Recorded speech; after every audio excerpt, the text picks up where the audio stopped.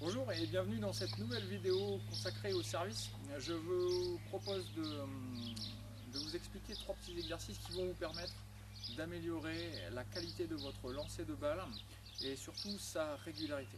Alors on y va tout de suite.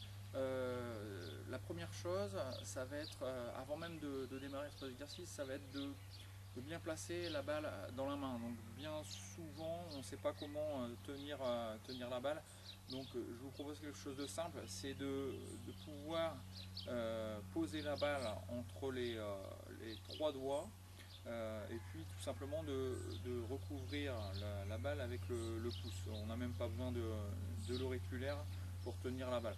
Et donc on doit sentir que la balle est maintenue mais qu'elle n'est pas trop serrée, qu'elle va pouvoir être libérée facilement des doigts. Et puis surtout, on évite d'avoir la balle dans le creux de la main là, parce que ça va occasionner des lancers de balles pas suffisamment précis. En tout cas, on va devoir faire des efforts trop importants pour avoir un lancer de balle régulier. Donc ça c'est la base. Ensuite donc le premier exercice va consister tout simplement à obtenir le bon placement du bras qui va lancer la balle. Donc on va orienter le bras dans la même direction que le pied avant. Si on considère on a un placement à 1h15 ou 1h10 au niveau des appuis au sol, eh bien on va placer le bras fléchi à environ 90 degrés à 1h. Et donc de cette façon-là, on va essayer de réaliser un lancer sans dévier de cet axe-là, en tout cas sans effectuer des arrondis, parce qu'en faisant des arrondis, on a tendance à laisser partir la balle un peu où elle veut, et en tout cas, c'est pas nous qui allons décider de la direction. Donc, vaut mieux rester sur un trajet suffisamment rectiligne pour que l'on puisse avoir un lancer de balle qui soit relativement précis, et donc en gardant comme point de repère le pied avant. Donc le deuxième exercice, ça c'est quelque chose de très important, ça va être d'essayer de poser le regard et d'imaginer un petit peu virtuellement l'endroit auquel devrait arriver la balle et encore mieux l'endroit auquel on va aller rencontrer la balle. Donc essayer de deviner le point d'impact. Et donc l'exercice consiste en ça, c'est qu'au lieu de suivre un point de repère qui pourrait être la raquette, l'avant-bras, ou de suivre les deux mains qui descendent, on va faire un exercice en essayant de poser le regard très rapidement sur le point d'impact. Et donc ça pourrait donner ça avant même de lancer la balle au service.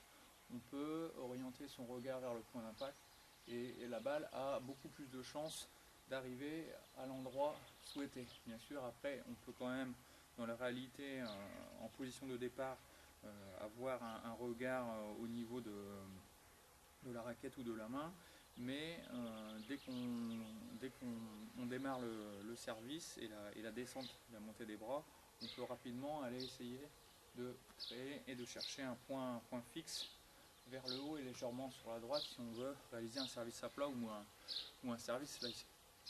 Alors, le troisième exercice, c'est un exercice que j'avais intégré dans la mini formation des 10 exercices à réaliser facilement chez soi sur un court de tennis. Donc c'est l'exercice des mains mortes en fait, où on va après la position de départ essayer d'obtenir une sensation où les deux mains vont complètement se relâcher et entre guillemets tout le long de l'exercice mourir pour obtenir une vitesse de réalisation qui ne sera ni trop élevée ni trop lente, parce que si on va trop vite dans cette phase là, on risque d'avoir justement les bras qui se positionnent mal et une perte de repère. Et par contre, si on a une descente de raquette qui se fait trop lentement, on arrive en bas avec une vitesse égale à 0 et on va être obligé de tirer trop fort sur les bras, et ça va occasionner des saccades, des secousses dans le lancer. C'est pas très bon non plus. Donc en ayant cette impression d'être complètement relâché, on va en fait obtenir une vitesse de réalisation qui est juste, ni trop lente ni trop rapide. Et donc ça pourrait donner ça en vitesse. Hop, voilà. Et également d'avoir la sensation, suite à la phase de descente, que les deux bras peuvent remonter quasiment tout seuls. Voilà. Euh, J'en ai terminé pour ces trois petits exercices. Si vous souhaitez approfondir